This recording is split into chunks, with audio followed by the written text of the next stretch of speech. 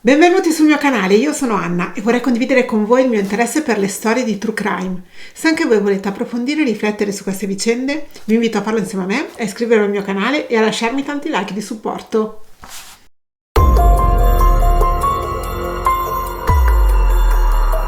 Un'anziana donna uccisa nella sua casa, apparentemente vittima di una rapina finita male, ma una serie di indizi portano a scoprire una realtà agghiacciante. Oggi vi racconto la storia del delitto della signora Maria Giuliana Boccenti. Maria Giuliana Boccenti era una donna di 90 anni, di Castel San Giovanni, in provincia di Piacenza, che ormai trascorreva la maggior parte del suo tempo in casa, anche se era ancora molto vivace e socievole e alla donna piaceva ridere e scherzare. Data l'età, aveva dei problemi di mobilità e per questo motivo le era stata affiancata una badante che la aiutava durante l'ora dei pasti e a mantenere pulita e ordinata la sua casa. Giuliana era stata sposata 2 volte e aveva vissuto molti anni anche a Milano. Suo marito infatti lavorava alla Pirelli, mentre lei aveva fatto la custode in alcuni stabili. Alla morte del marito la donna era ritornata a Castel San Giovanni, dove aveva incontrato un uomo, un commerciante che aveva 7 figli.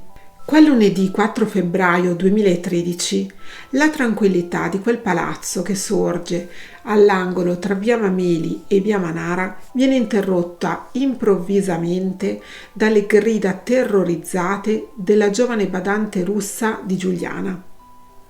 La ragazza di soli 25 anni racconta di essere entrata come al solito nell'appartamento di Giuliana, ma di aver trovato la porta aperta e di aver trovato Giuliana esanime nel suo letto, con un fazzoletto in bocca e un cuscino premuto sul viso.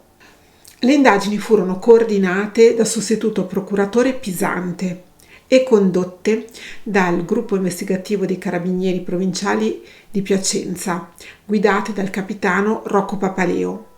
L'omicidio era avvenuto nella notte tra domenica e lunedì e i carabinieri capirono subito di trovarsi di fronte a un giallo non di facile soluzione. La prima ipotesi fu quella di una rapina finita in tragedia. La donna avrebbe sentito il rumore dei ladri che rovistavano nel suo appartamento e così sarebbe stata soffocata. Ma vari indizi smentivano questa ipotesi. Innanzitutto il fatto che non c'erano segni di effrazione né sulla porta né sulle finestre. Di conseguenza la pensionata o ha aperto la porta oppure chi è entrato aveva le chiavi.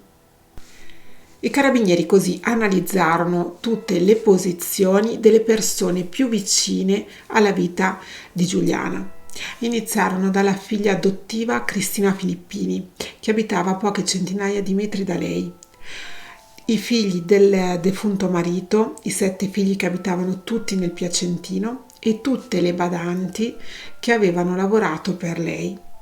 Negli ultimi anni, infatti, Giuliana aveva cambiato diverse badanti e tutte erano a conoscenza dei posti in casa dove la donna non nascondeva i contanti e i pochi averi e gioielli che possedeva.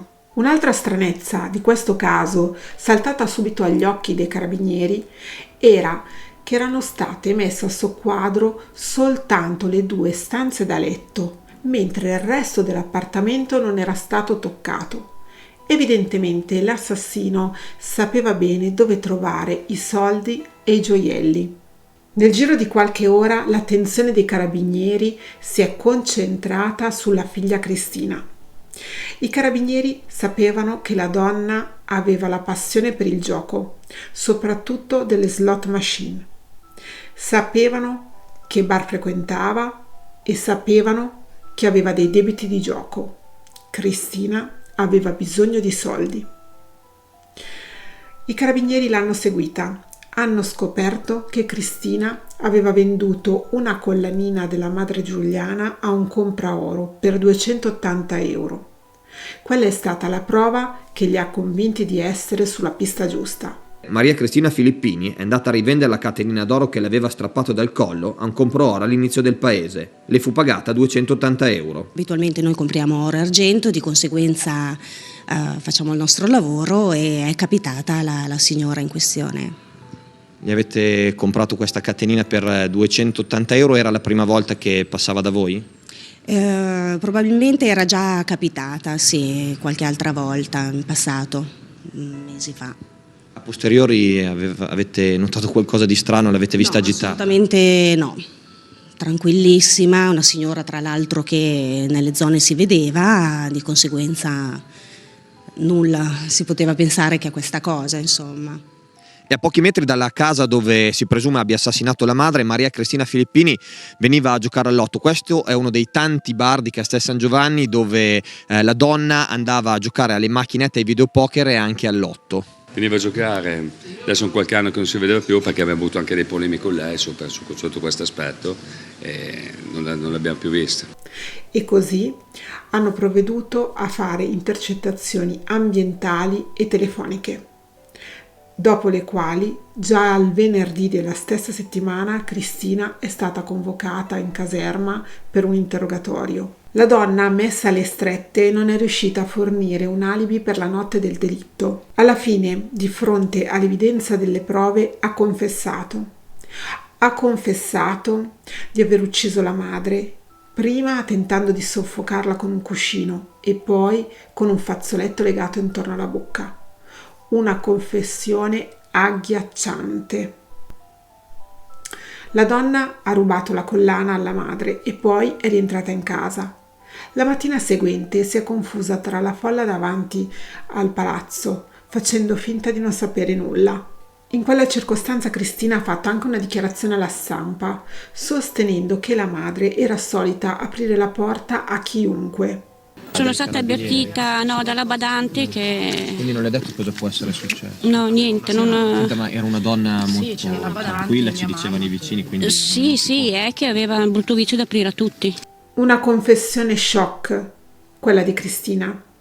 E ancora più sconvolgente è il motivo di quel brutale omicidio, che sarebbe emerso nei giorni successivi, ovvero la necessità di soldi. La necessità di soldi per alimentare quella sua dipendenza verso il gioco d'azzardo. Il PM Pisante ha chiesto per Maria Cristina Filippini 16 anni e 8 mesi di reclusione, mentre la difesa ha chiesto l'assoluzione. I due legali della donna, Elena Marzi e Alessandra Favè, in aula hanno ricostruito il vissuto della donna. Maria Cristina Filippini è stata adottata nel 1967, periodo in cui non erano previste tutte quelle norme che tutelano l'infanzia come oggi, e la donna non si è mai sentita accettata dalla madre, che, secondo il suo racconto, le ha sempre rinfacciato che era stata adottata per volere solo di suo padre. Questo ha creato col tempo una serie di difficoltà nei rapporti con la madre. Quando Cristina finalmente si è creata una sua famiglia, ha dovuto affrontare tutta una serie di altri problemi. Tutto questo avrebbe contribuito a far scattare in lei la patologia del gioco, patologia riconosciuta nelle varie perizie psichiatriche. I due legali, dopo la loro arringa, hanno chiesto al giudice di ritenere la Filippini non imputabile, oppure di assolverla, oppure ancora di tramutare il reato da omicidio volontario a omicidio preterintenzionale, perché secondo loro non c'era l'intenzione di uccidere.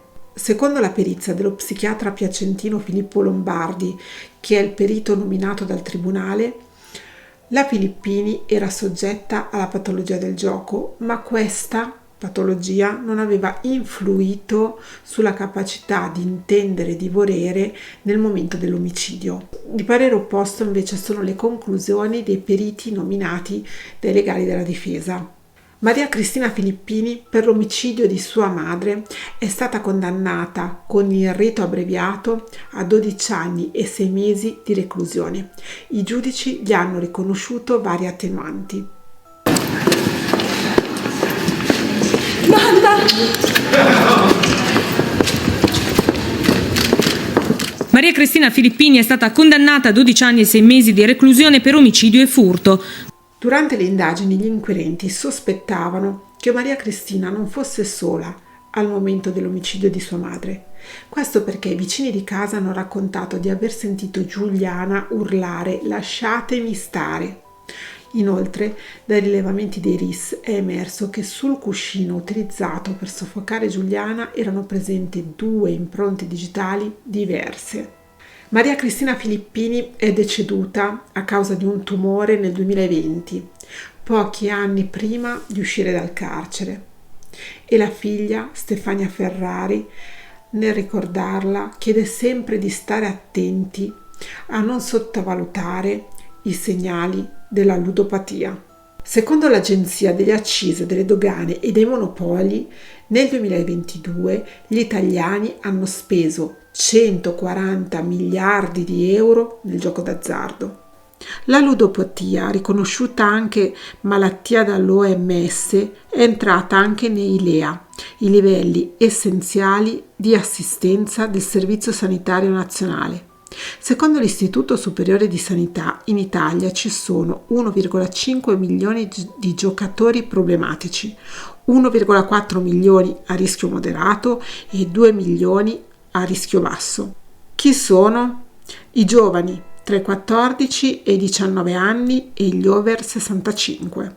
La ludopatia, come le altre dipendenze, si insinua nelle famiglie, arrivando troppo spesso a portare ad epiloghi tragici come questo. Chi si trova ad affrontare situazioni di questo tipo si trova prima a scontrarsi col pregiudizio delle persone che gli stanno intorno e poi con la difficoltà di ottenere aiuto da parte del sistema sanitario e delle istituzioni. Le famiglie con un membro ludopatico si ritrovano a vivere in un clima di tensione e di conflitto, causati da sentimenti come frustrazione, sensi di colpa e mancanza di fiducia. A questo si aggiungono poi i disagi psicologici e di relazione. In questo quadro già terribile si sommano poi i problemi economici. Inevitabilmente prima o poi si arriverà a un punto in cui non si riescono più a saldare i debiti. Oggi ho voluto raccontarvi questa drammatica storia di Maria Cristina Filippini per diffondere consapevolezza sulla ludopatia, su questa malattia, questa dipendenza, perché la tragica morte di Giuliana non sia fine a se stessa, ma sia almeno di aiuto per diffondere e sensibilizzare l'opinione pubblica su temi così delicati come questa malattia. Io mi auguro che questo video sia stato di vostro interesse, vi aspetto sempre qui, sempre domenica alle 10. Un bacione, ciao!